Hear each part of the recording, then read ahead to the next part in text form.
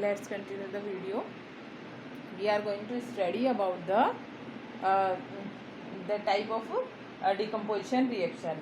The thermal decomposition reaction, if any reactant split up into their product in the presence of heat, that is known as the thermal decomposition. उस reaction को अपन क्या बोल देते हैं? Thermal decomposition बोल देते हैं. इसका अगर हम बात करें, अगर हम करें फेरस सल्फेट को डिकम्पोज करें तो ferrous sulphide SO2 and SO3, ये जो गैसेस हैं इस रिएक्शन में ये रिलीज होती हैं. ठीक है, तो Fe2O3 फेरस का ऑक्साइड बन जाएगा और ये अपने पास प्रोडक्ट बनेगा. तो ये जो रिएक्शन है वो किसकी प्रेजेंस में हो रही है? हीट को अपन रिप्रेजेंट कर सकते हैं किससे? डेल्टा से. तो दिस इज ये रिएक्शन क्या कहलाएगी? थर्मल डिकम्पोजिशन रिएक्शन कहलाएगी. और अगर हम बात करें किसकी? इलेक्ट्रिकल डिकम्पोजिशन की, means in the presence of electricity. अगर इलेक्ट्रिसिटी की वजह से इलेक्ट्रोलाइसिस अपन कराते हैं, वाटर का इलेक्ट्रोलाइसिस कराएंगे तो ये अलग अलग इस फॉर्म में इसके जो प्रोडक्ट हैं वो अपने को मिल जाएंगे. तो इसमें क्या हुआ? इलेक्ट्रिक चार्ज है ना, बिकॉज ऑफ इलेक्ट्रिसिटी. अगर ये पॉसिबल है तो इसको हम क्या बोलेंगे? Electrical decomposition. और अगर नेचुरल जो लाइट की प्रेजेंस में अगर कोई रिएक्शन होती है तो उसको क्या बोलते हैं? Photo decomposition. इसका एग्जांपल हमने देखा था, silver bromide split up into silver and bromine. So this is about the ये किस में होगा? ये बिकॉज ऑफ लाइट है ना. तो ये लाइट की प्रेजेंस में हो रही है तो इस रिएक्शन को क्या बोलेंगे अपन? Thermal photo decomposition reaction. Got it? So this is about the types of reaction in which we are going to study about the three types, which is the thermal decomposition, electrical decomposition, and another one is a photo decomposition. Got it? So next reaction which we are going to study here, that is the displacement reaction. As the name suggested here, I am going to rub these points. Okay. Displacement reaction. Displacement reaction वो reaction जिसमें क्या होगा, जब combination chemical reaction अगर होती है तो उसमें क्या होगा? एक जो हमारे पास कंपाउंड है उसमें से आयंस क्या है, अपनी पोजीशन को क्या कर देते हैं? डिस्प्लेस हो जाते हैं. ज़्यादा रिएक्टिव जो आयंस होंगे उससे जो लेस रिएक्टिव आयन है, मेटेलिक आयन जो अपन बोलेंगे, वो क्या हो जाते हैं? डिस्प्लेस हो जाते हैं. तो इस टाइप की रिएक्शन को हम क्या बोलते हैं? डिस्प्लेसमेंट रिएक्शन बोलेंगे. तो डिस्प्लेसमेंट रिएक्शन में हमें क्या पता होना चाहिए?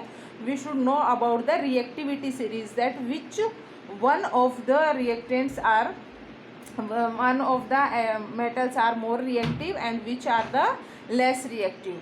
तो इसके लिए हमें रिएक्टिविटी सीरीज को स्टडी करना जरूरी है. तो इसके लिए अपन एक एग्जांपल मान लो देखें तो हम कैसे डिफाइन करेंगे इसको? The chemical reaction in which an atom or a group of atom in the molecules is replaced by the another atom or group of atom because of the reactivity in a molecule is known as the displacement reaction. अगर हमने यहाँ पे ले लिया, मैंने यहाँ पे लिया Al plus X, तो क्या करेगा? इसमें से हमारे पास ये बन जाए Ax plus L.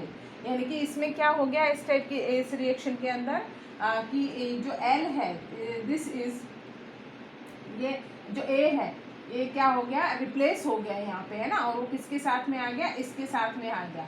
ठीक है, और L को क्या इसने डिस्प्लेस कर दिया. तो ये क्या कहलाई? डिस्प्लेसमेंट रिएक्शन कहलाएगी. डिस्प्लेसमेंट रिएक्शन का एग्जाम्पल अपन देखें. मान लो हमने किया रिएक्शन आयरन की कॉपर सल्फेट से रिएक्शन कराते हैं, जो कि बहुत कॉमनली एग्जाम्पल अपन यूज में लेते हैं. तो आयरन जो है, आयरन है, ये किससे रिएक्शन कर रहा है? कॉपर सल्फेट से, जिसका कलर कैसा होता है? ब्लू कलर होता है. ठीक है, तो ये हमारे पास बन जाएगा प्रोडक्ट FeSO4 प्लस Cu. तो FeSO4 यहाँ पे FeSO4 का जो कलर है इसका था ब्लू कलर, ये अपने पास मिलेगा लाइट ग्रीन कलर में. एक तो इसके कलर कॉम्बिनेशन. दूसरा क्या हुआ? Iron is more reactive than copper, so it displace the copper from it and it takes the place of it. इसने क्या किया? कॉपर को हटा दिया, इसकी जगह खुद आ गया है ना. कॉपर को डिस्प्लेस करके इसकी जगह खुद आ जाता है. तो ये रिएक्शन क्या बन जाती है? डिस्प्लेसमेंट रिएक्शन बन जाती है. Got it? So this is about the displacement reaction. Got it?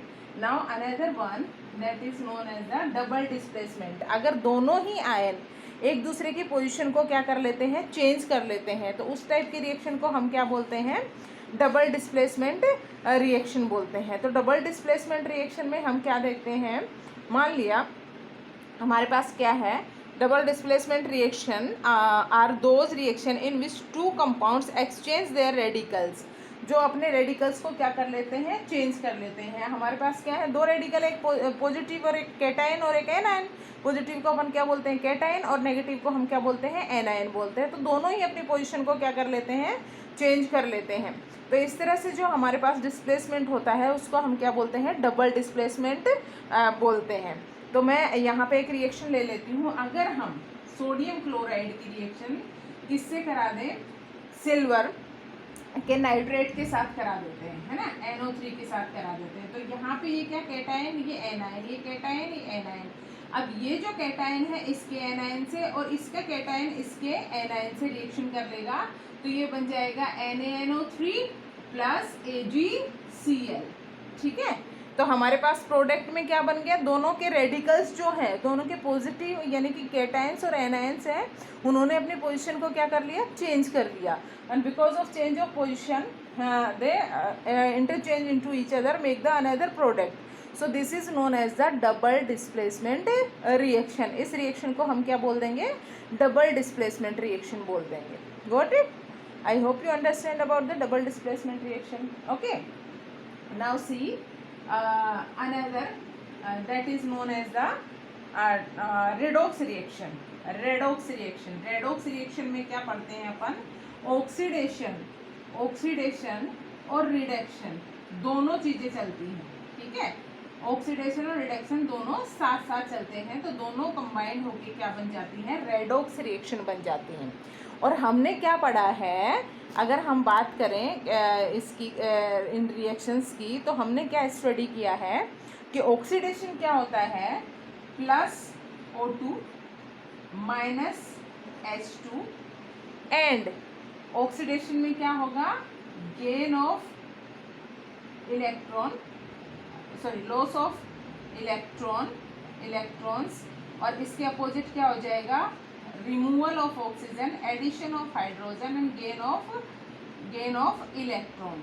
तो अगर हम इसकी डेफिनेशन के बारे में बात करें कि ऑक्सीडेशन और रिडक्शन रिएक्शन में हम ये देखते हैं कि अगर किसी रिएक्शन में ऑक्सीजन जुड़ रहा है तो ऑक्सीडेशन है, हाइड्रोजन रिमूव हो रहा है तो वो ऑक्सीडेशन है।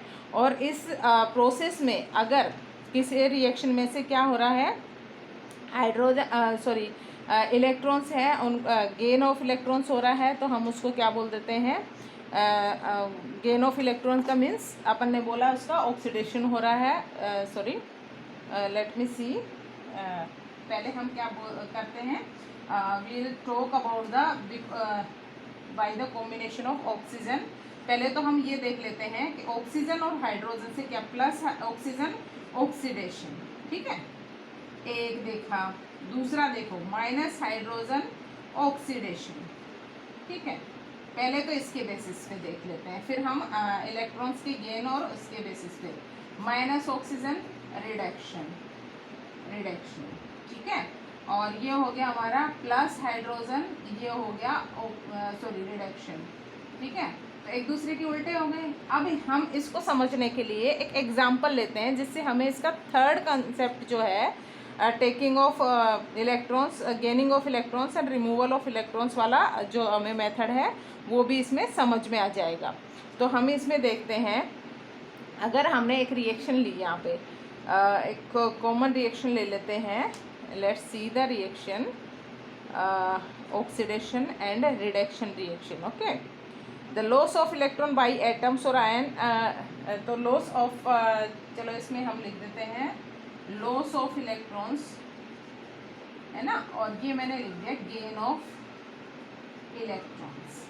ठीक है, अब मैंने एक रिएक्शन ली यहाँ पे, चलो हमने जो रिएक्शन कर ली थी वही रिएक्शन लेते हैं। Iron react with copper sulphate, make the iron sulphate plus copper. Okay, so in this reaction we do not have any hydrogen and oxygen. इस रिएक्शन में कोई हाइड्रोजन ऑक्सीजन नहीं है, तो हम किसके बेसिस पे बोलेंगे, लॉस ऑफ इलेक्ट्रॉन और गेन ऑफ इलेक्ट्रॉन। तो loss of electron, gain of electron से अपने को कैसे पता चलेगा, जो हमारे पास एटम यहाँ पे दिया हुआ है जो किसी के साथ कॉम्बिनेशन में नहीं है उसको हम क्या बोलेंगे, न्यूट्रल एटम बोलेंगे, ठीक है। तो इसके ऊपर कोई भी चार्ज नहीं है तो ये कैसा है, न्यूट्रल है। कॉम्बिनेशन में अगर कोई होता है तो एक कैटायन होता है, एक एनायन होता है, यहाँ पे ये कैटायन, ये एनायन, और ये कैसा है, न्यूट्रल है, ठीक है।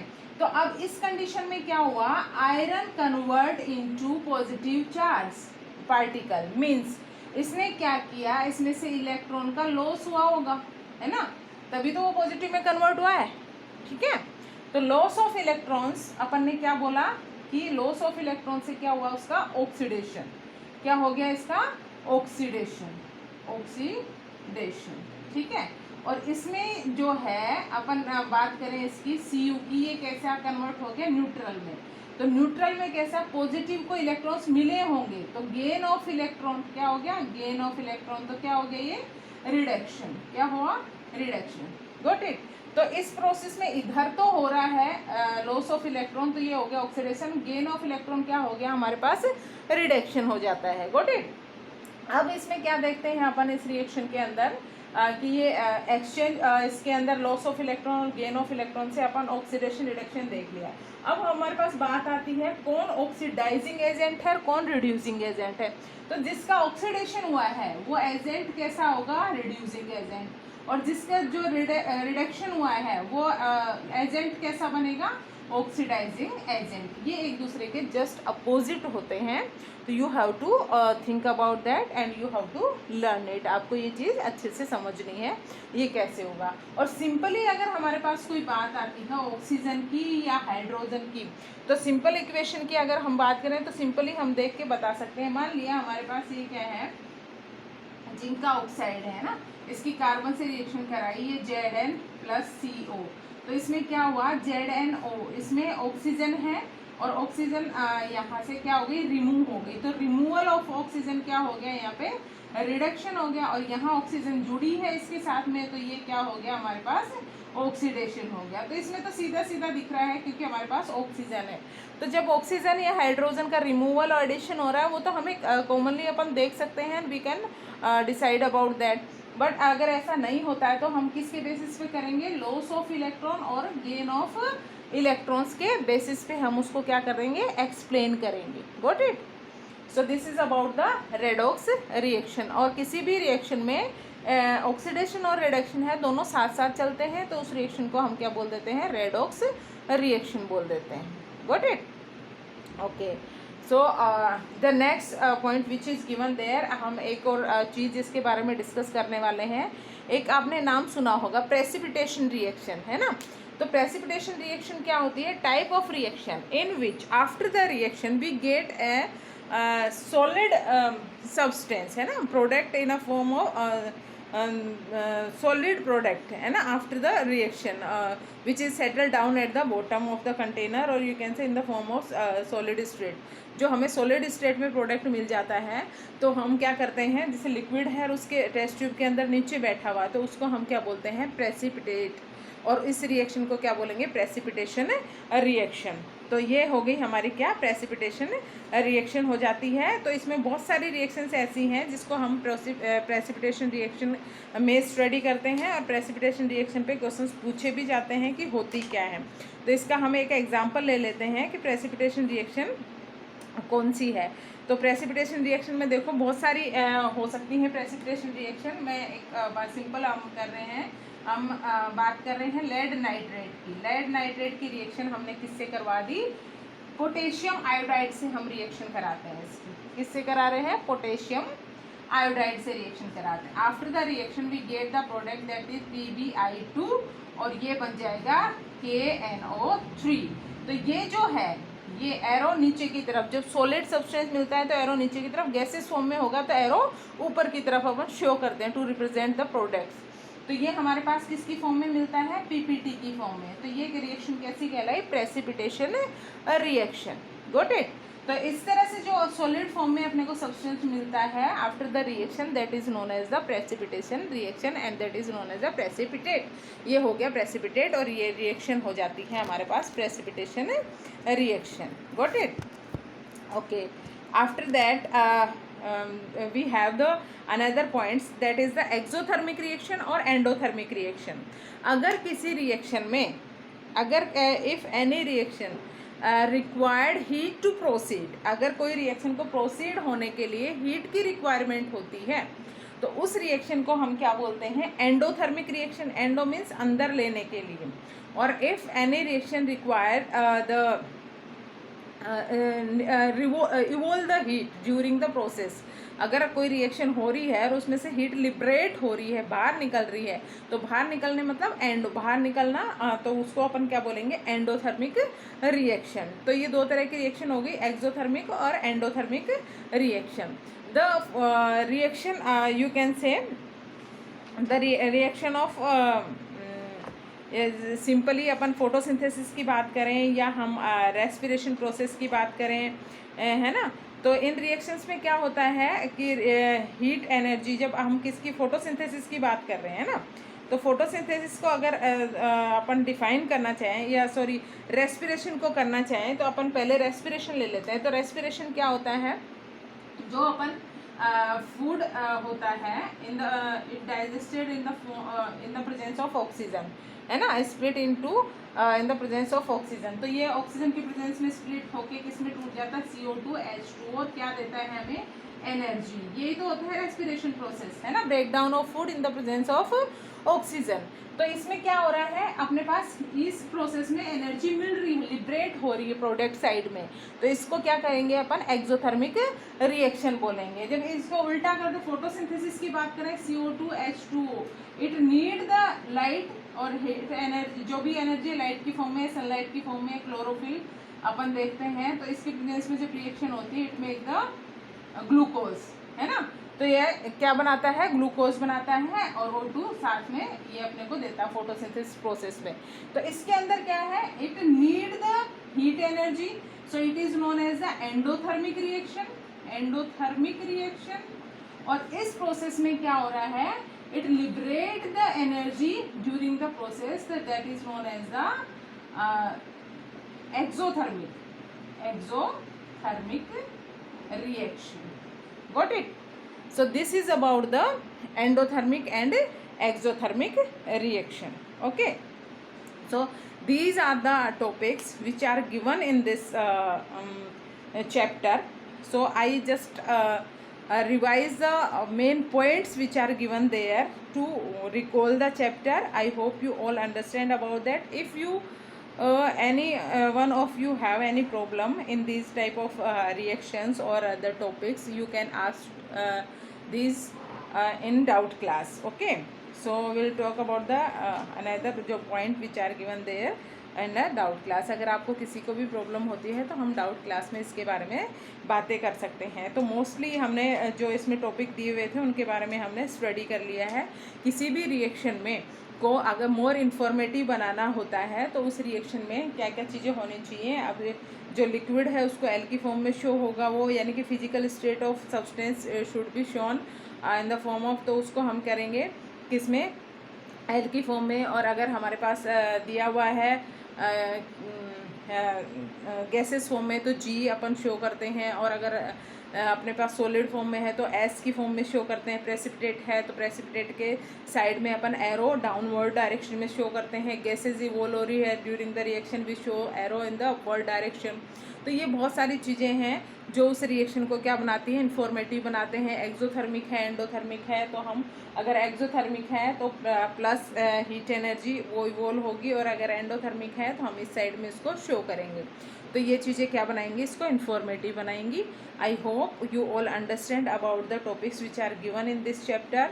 If you have any type of problem to understand the unit, you can ask to me in our doubt class.